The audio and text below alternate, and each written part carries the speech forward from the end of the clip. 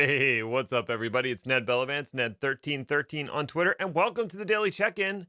It's September 2nd, 2020, and today's topic, we're going to be talking about service meshes. So if you were ever like, what is the service mesh? Why should I care about it?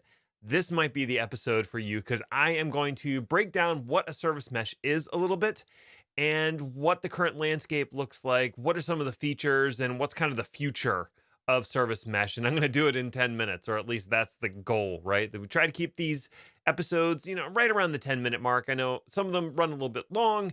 They never seem to run short for some reason. I guess just how much I talk, I suppose.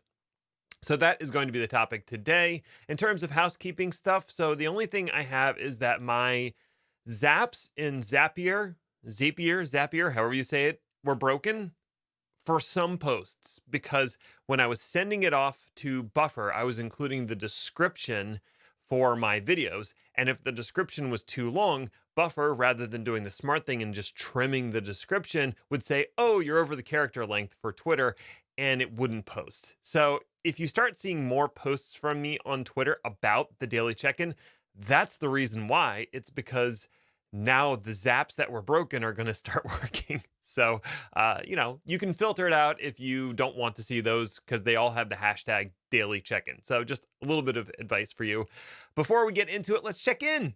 How you doing? What's going on? It's Tuesday. I know it's not Tuesday. Oh my God, what's wrong with me? It's Wednesday. We made it halfway through the week. It's lunchtime for me, which means after I eat, I'm officially like halfway through the week. I did Monday, Tuesday, and half a Wednesday. That's awesome. I hope you're doing all right. I hope you're getting along. Maybe you got some good lunch planned out, or you had an excellent breakfast, maybe some breakfast tacos. I don't know. No tacos tonight. Instead, I'm making cheesesteaks for the family because chip beef was on sale, and that's how we roll around here. And we got some farm fresh peppers from going to a sunflower festival over the weekend, which was also pretty cool. So that's kind of what's going on with me. I hope you're doing well. Let's talk about service meshes. Okay, so let's start with like core constructs. What is this service mesh thing that we want to talk about? Well, it's generally born out of this whole approach of using microservices instead of a monolithic application. And you have to get these microservices to talk to each other. And initially, that was just done within the context of a single Kubernetes cluster. And those services could just discover each other using the internal DNS of that cluster. And it was like relatively simple, but there were a lot of features that were missing from that discovery.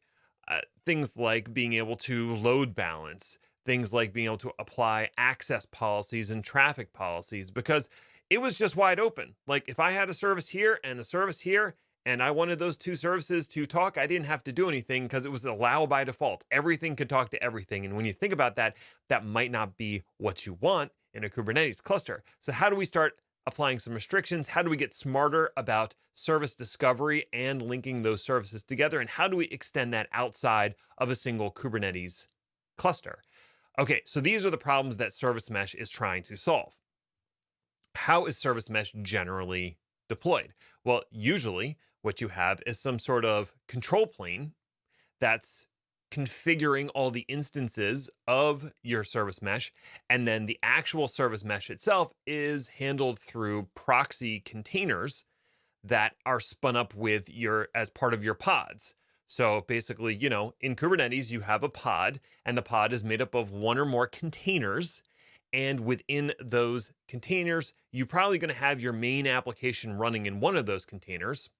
And then you'd have a proxy sidecar sitting there as another container. And all the traffic that's going out of that primary container is actually being filtered through this proxy sidecar. And that proxy sidecar knows all about the different access and traffic policies and traffic patterns, and it also handles the security to a certain degree, and you can add in observability to that. So there's a lot of things that sidecar is doing. And the main sidecar that a lot of these service meshes are using is called Envoy.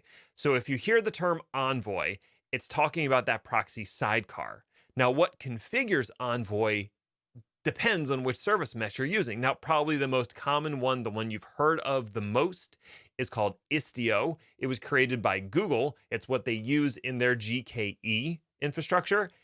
And basically, it's the control plane where Envoy is the data plane. So that makes the distinction between the two. Now, what are the benefits of putting this all together? We already talked about some of the problems it's trying to solve. One of the big problems is security. When traffic from one service wants to talk to traffic from another service, ideally, you want to secure that through TLS or some other encrypted traffic protocol. The proxies can do that automatically for you, so you don't have to bake that encryption and handle all the credentials and certificates within your application container. Your proxy sidecar is going to do that. It's going to intercept the traffic coming from your main app container, and then it's going to apply certificates that it got from the control plane to create a mutual TLS tunnel between the two things that want to talk to each other. Boom, that's awesome. You get that security.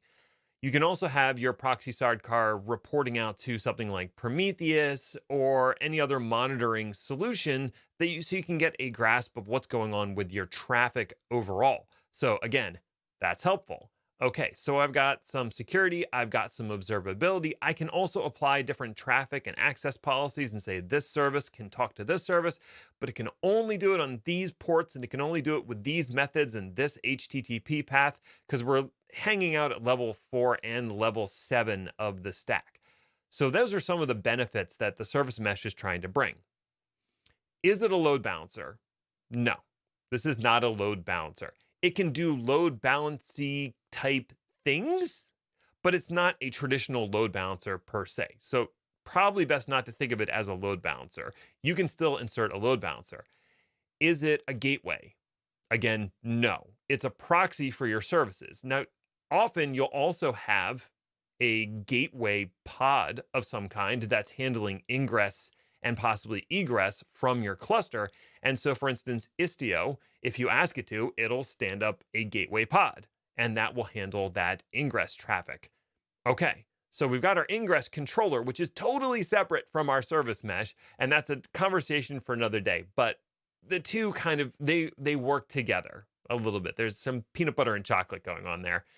Okay, so I know it's not a load balancer. I know it's not an ingress controller. I know it's not a gateway. It's a service mesh. What are the different products? What's the landscape look like out there? I already mentioned Istio, and that uses Envoy as its proxy sidecar. There's another one called Linkerd, and that uses its own thing for proxy sidecar. I think it's just called the Linkerd proxy sidecar. So that's another option. So Linkerd is the control plane as well as the proxy. Another one is Consul from HashiCorp. So Consul has, again, a proxy sidecar that's called, I think it's called the Consul Connect or Consul Agent, that gets installed along with all of your application containers in a pod. And so it handles the communication, and Consul provides the control plane for that. And Consul was already doing networking and DNS and stuff like that prior, so it was a pretty good fit for them. Again, I'm a HashiCorp ambassador, so I might be a little bit, biased, but I'm not. I like the product. I haven't used it as a service mesh, so I have no opinion about it in that regard. Another one is Mesh, spelled Maesh, which is part of the traffic. Traffic spelled weird as well. And that's another option out there. I couldn't figure out what that used for a proxy from my very brief reading on their site. So if you want to dig into that and let me know, that's great. Another one is called Kong.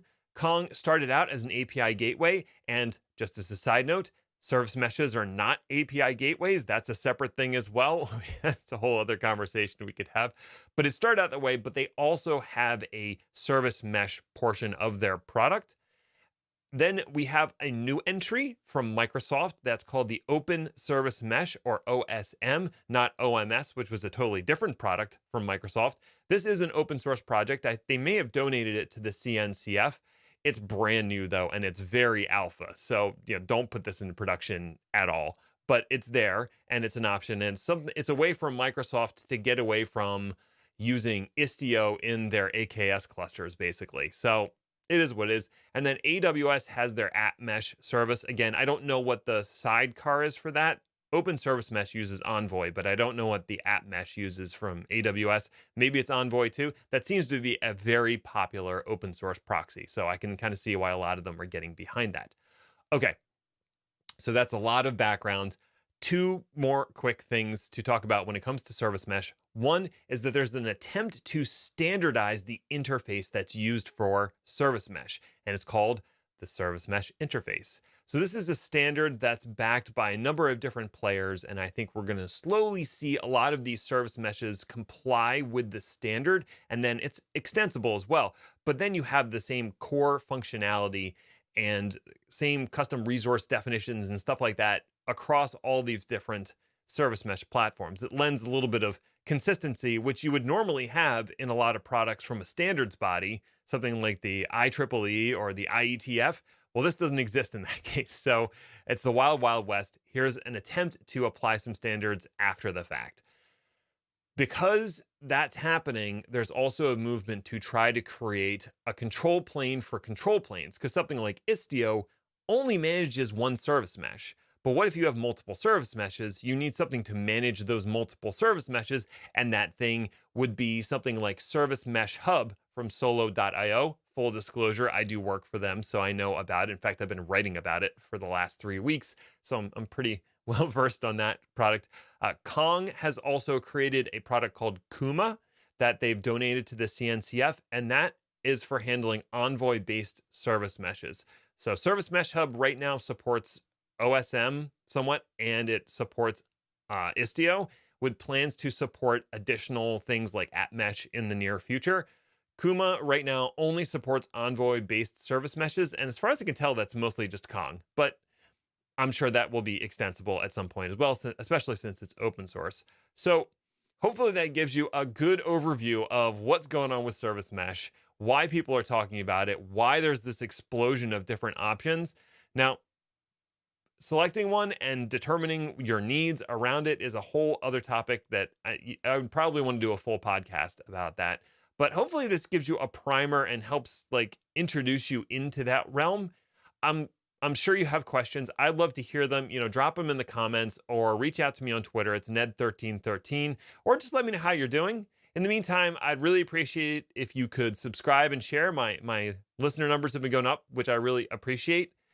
Tomorrow is Thursday, which is typically Thursdays at the Edge, and I'm working on a demo that I hope is done by then about configuring Raspberry Pis to run K3s. So hopefully I get that done in time for tomorrow. We'll see. Until next time, thank you so much. Stay healthy and stay safe, everybody. Bye now.